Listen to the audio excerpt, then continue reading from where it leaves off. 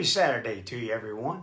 Hope you're doing well. Hope you've had a great week. Hope you've had a great training week and things have developed properly for you and your dog.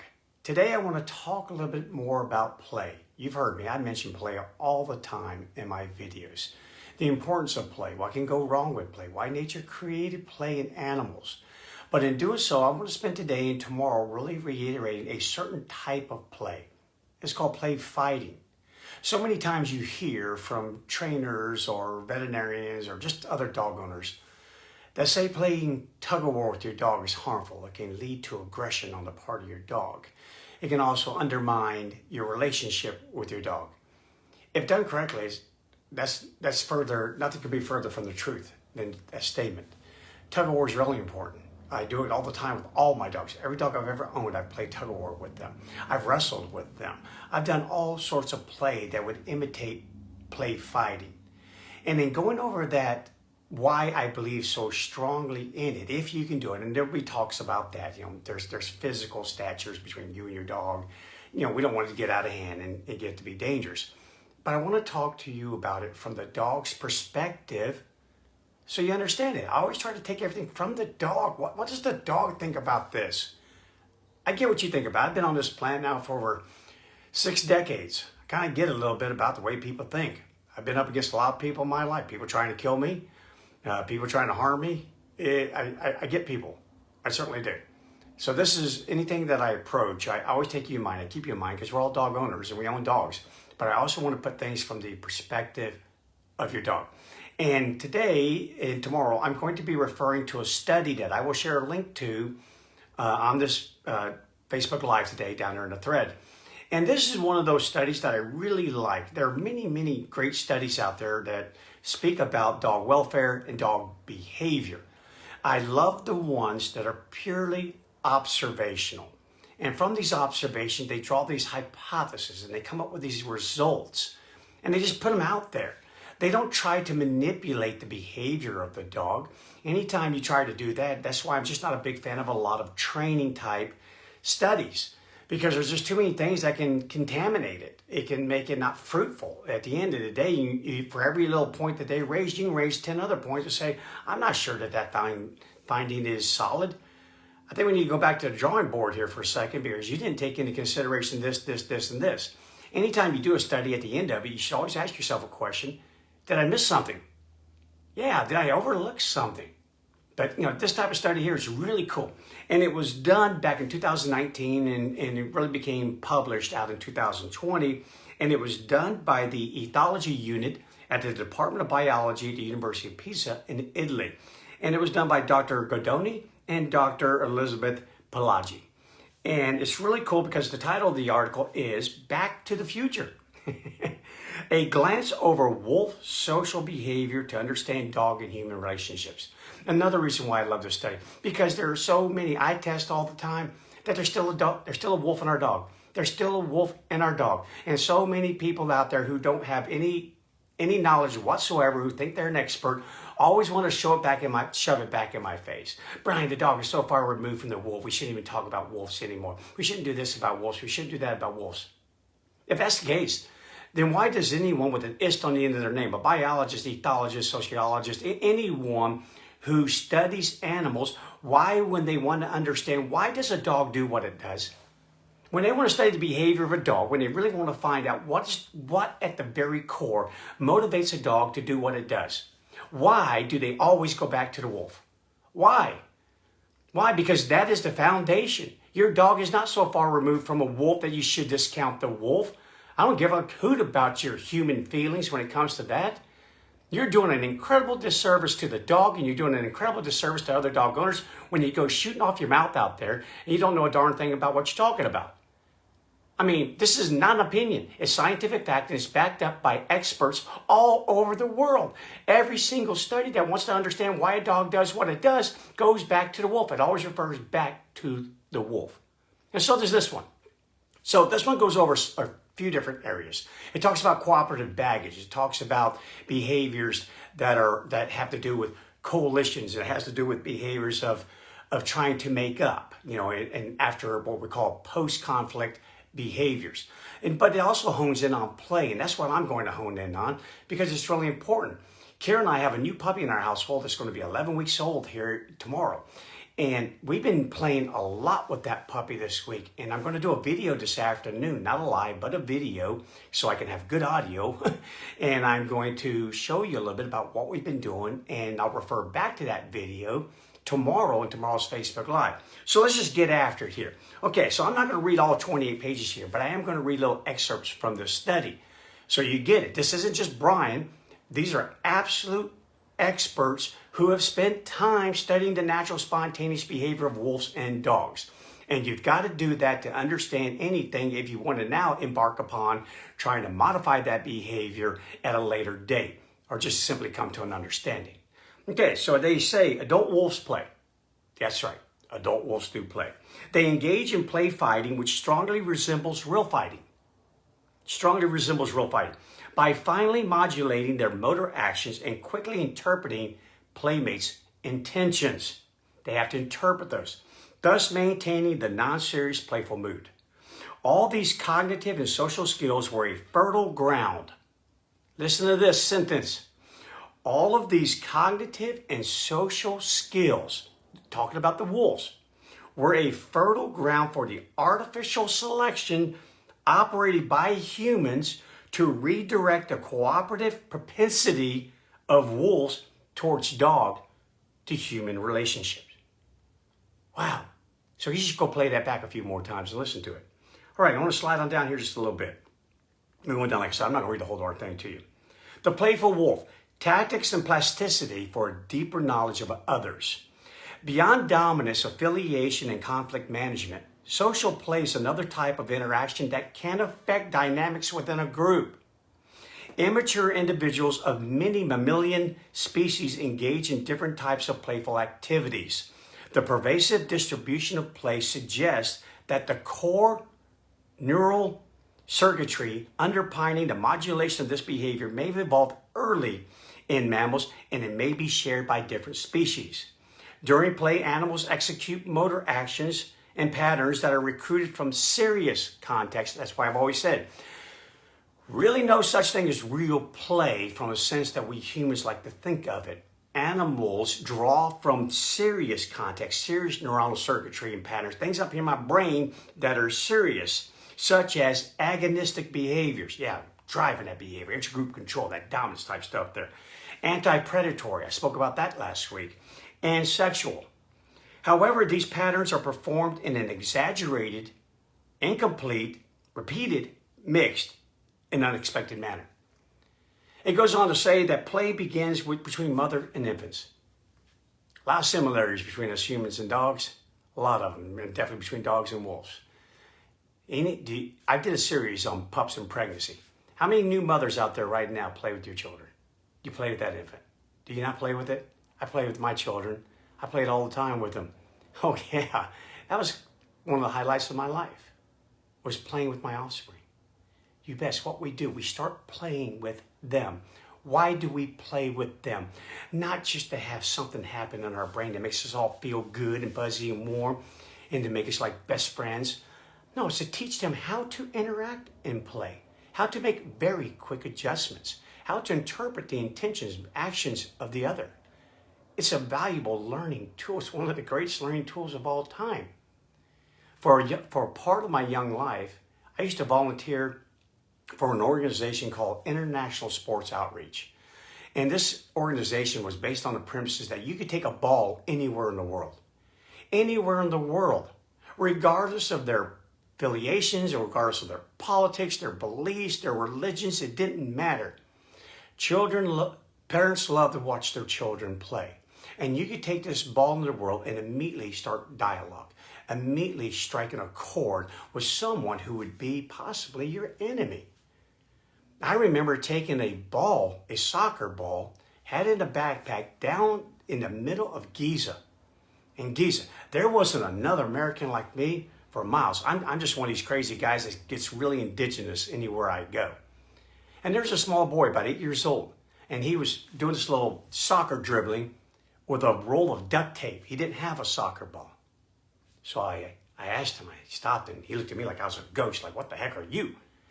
And after a little bit of encouragement, me doing my clumsy way of trying to juggle a soccer ball like I'd seen my son do, who was absolute expert at it, the boy engaged in play with me.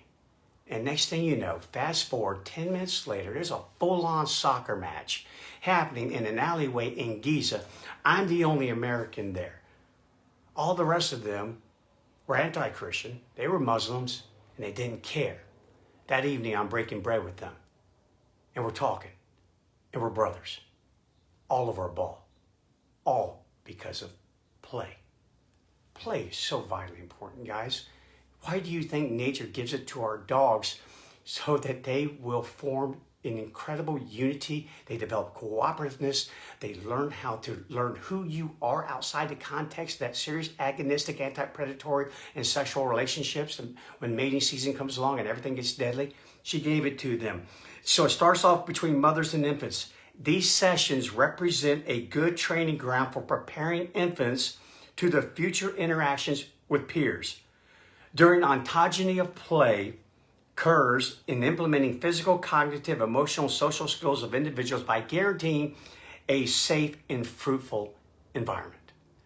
Yeah, I want you. It's kind of like in research. You know, when people add things to the pool of meaning, when they throw it out there, they shouldn't have to worry about being trounced on by others and having their personality, their personal character assassinated, or their families. As long as they're making an attempt at it, even if they're wrong. Hey, that's what peer review is for. To sit back and go, yeah, can I offer up another point on this here? Can we just approach this and maybe go down this road over here, maybe go down this road over there? No, you're not supposed to sit out there and write out there, oh, you suck. You don't know your head from your hole in the ground. You are this and you are that. No, you're supposed to contribute to a pool of meaning. And what that means is that you can do it and do it in a safe and fruitful environment. Yeah, you can kind of play. So again, moving on down the road here. The intrinsic nature of play requires an implicit agreement. The intrinsic nature of play requires an implicit agreement. Yeah, it's implied. Cooperation and negotiation between players who have to trust one another. If you want your dog to do something that its own instinct would tell it not to do, like come back to you when called while it's chasing prey, does it not have to trust you? Does your dog not have to trust you that you'll feed it and take care of it every single day of its life? Does your dog not have to trust you to save it from the unfamiliar person or the unfamiliar dog that's approaching it that it deems as an absolute threat to its life? How are you going to get that done? Huh? You can't beat it into the dog. You do it through play. That's how you get it done. Playmates reach this goal by fine-tuning their contact interactions and by avoiding the performance of behaviors, that might be misinterpreted. They safeguard it. They do everything that they can to not let this thing escalate. God, what humans need to play. We need to play a whole lot more. We really do. Quit being so darn serious. Quit being so darn serious about our dogs. Quit being darn serious about our world, our politics, every darn thing else. We need to play. Play is so incredible. The greatest tool I think ever given to any social group was play. You learn, you fine-tune interactions by avoiding the performance of behaviors that might be misinterpreted, that might be escalated into hostile. By playing fairly, animals may acquire the social competence and rules that are at the basis of peaceful coexistence. Oh, yeah, man. This is good stuff. Okay, in the study, just real quick, I'm going to get through this thing in the next 5 minutes, so bear with me. Part of the study, they observed the wolves, and they also took studies from other people who had observed wolves. So they didn't just lean on their own. They took the value, they took the fruit that was offered to them by other ethologists and biologists and their findings and their observations from wolves. And they took that along with their own observations of wolves. And they also observed 24 free-ranging dogs from puppies, from birth literally, to 13 weeks of age. And here's what they started to find out. Starting from 5 weeks of age, the free-ranging dogs were able to employ playful activity to acquire information about individuals with whom they may compete in the future for reaching dominance positions as it occurs in wolves.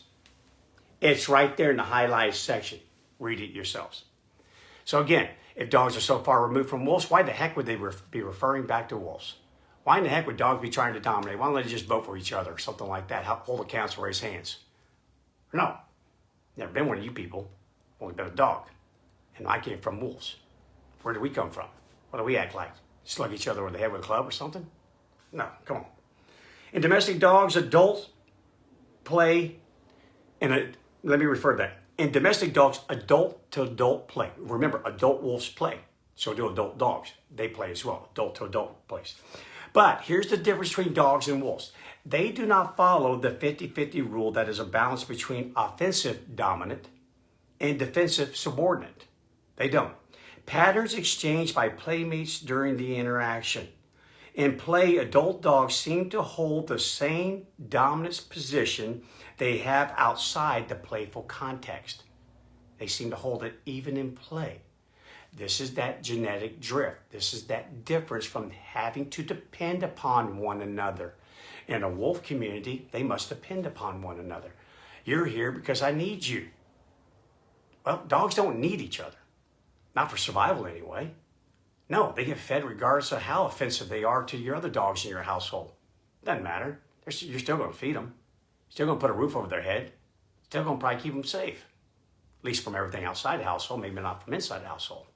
So again, some of the cooperativeness in dogs has eroded, especially with other dogs, because they simply just don't need them. And that's called a genetic drift. Okay, and it then goes on to say, in play, adult dogs seem to hold the same dominance position they have outside of playful context. Also, dog puppies do not adhere to the 50-50 rule by performing offensive playful patterns much more frequently than defensive ones. So in other words, as young puppies, they engage in more offense than defense. And so it's not 50-50. In wolves, it's 50-50 for the vast majority of the time, as you'll find out in the study. But it will shift every now and then to like a 60-40, 70-30. Meaning, in 10 pinnings, the more dominant wolf will pin the other wolf 7 out of 10 times. But in other times, it's 50-50. I'll let you have 50-50 because I'm just trying to build some bond and some trust here, let you know that, hey, see how powerful I am, see how strong I am? I'm not going to harm you. Okay, so kind of learn when I'm serious and when I'm not so serious. And therefore, we all get along. We all are able to adjust our behaviors at any given moment based upon those observations that we learned while we were in a fruitful and safe environment learning it called play. Okay, last thing I'm going to put out there. By studying 49 domestic dogs in an off-leash dog park, evidence that the level of play asymmetry did not differ between friends. Okay, so this is important because I put out a Facebook Live yesterday about an 8-month-old Australian Shepherd at a dog park. And this dog is now starting to be very aggressive with dogs who are less than it, possibly. Fearful dogs or insecure dogs, weaker dogs. Again, didn't have a ton of information. I don't have 28 pages of information like these guys have here. But here's what they found out. Of those 49 domestic dogs that they observed, did not interact with them in any way, did not try to influence their behavior in any way, just simply observation that they observed in off-leash dog parks showed that play asymmetry did not differ between friends, i.e. dogs that lived together or regularly interacted, and strangers, dogs that have never interacted before the observation. So it didn't matter. It didn't matter with domestic dogs. In light of this result, dog play can be not only predictive of the dominance relationship between playmates, but it may serve as an important function in maintaining good social bonds with specific partners. Let me read that one more time. In light of the result, dog play can be predictive of the dominance relationships between playmates, but it may serve an important function in maintaining good social bonds with specific partners. That's the most important. Important for maintaining that social bond with specific partners. That would be you, the dog's owner, and your dog. Absolutely, that play they find is good. And then one last thing, playful sessions characterized by high asymmetry and consequently by high competition had a shorter duration compared to more balanced sessions. Yeah, someone's going to say, Uncle, enough, I'm tired of this, you're like on me all the time, get off of me. That's a given. The decrease in play duration and the use of clear communication can represent strategies used by dogs for overcoming the risk of escalation during very asymmetrical playful interactions. So again, while they're doing this decrease in play duration is an indicator, is a very clear communication that can represent a strategy that dogs use to overcome the risk of it escalating. So it's just a strategy. Okay, I'm just going to get out of this thing before this thing gets out of hand. Smart, really smart. All right, and last thing I'm going to read, and here we go. This is talking about play again. An important mix of cooperation and social attentiveness. You know what social attentiveness? I'll explain a little bit more about tomorrow. It means you're attentive to another person's feelings, their emotions. How are they? Are they agitated? Are they tired? Are they hurt? Are they ill? Are they in a good mood? Yeah, that's what social attentiveness is. It means you're paying attention to other groups or individuals around you more than yourself. Another thing I think we need to do. An important mix of cooperation and social attentiveness is mandatory during play fighting, an activity which is complex to manage and that can lead easily to misinterpretation.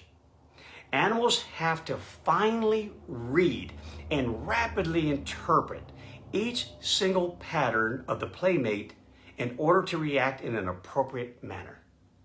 This needs a profound knowledge of the partner.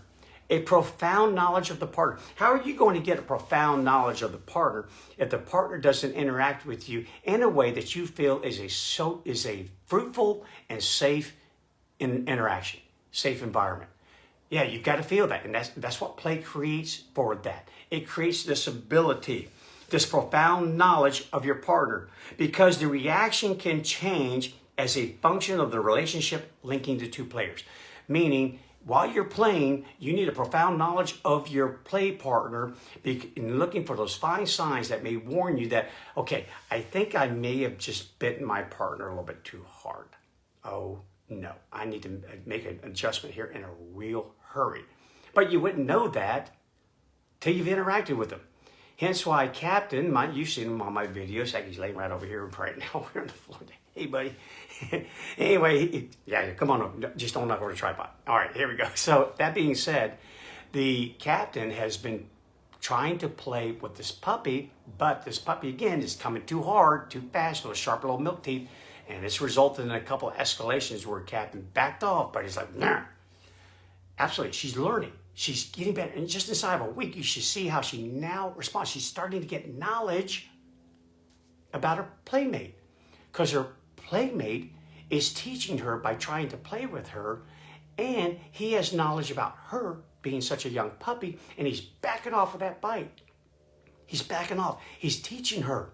She's learning, which will then pay dividends when I take her to dog parks, to daycare, run into a dog on a hiking trail somewhere. You know, you turn those corners there sometimes, and boom, they're right in your face. You don't have a chance to avoid them. It's dog on dog. There you go. I need our little dog to learn that. Captain learned it that way. Now he's teaching her. Okay, he's teaching her through play. This is a highly cognitive, demanding behavior. Listen to that. A highly cognitive, demanding behavior which comes into place when animals are strongly motivated to cooperate. There you go. Strongly motivated to cooperate. Why would your dog be strongly motivated to cooperate with you? Why? Think about that. I'm not going to answer that for you. You need to think about that on your own. Give that some thought. Is your dog strongly motivated to cooperate with you? Huh? Does it have profound knowledge of you? Yeah. Your good side, your bad side, your aggressive side, your playful side, sad side, happy side. If not, then you need to interact more. And your dog also needs to understand, what is your capabilities? Are you capable, between the two of us, of accomplishing more than me? Are you even capable of protecting me? Are you stronger than me? Who are you? Because dogs still see hierarchies, whether you want it or not. Doesn't matter. I don't care what you think. Everything I do in my videos is pure science, backed up by pure fact and pure science. You'll read many academics in my threads saying exactly that. Spot on. Right on, Bryan. You nailed it right on the head. Absolute truth. I don't offer up my opinions very often in my videos. I don't keep them to myself. I just point out what's happening, what's factual. Things that you can look around and go, yeah, you're right. Absolutely true. I kind of agree with that. So my opinions come up about 10 to 15% of the time. The rest of the time, it's all science, all backed by that. So kind of keep that in mind. I'm going to play with my puppy today.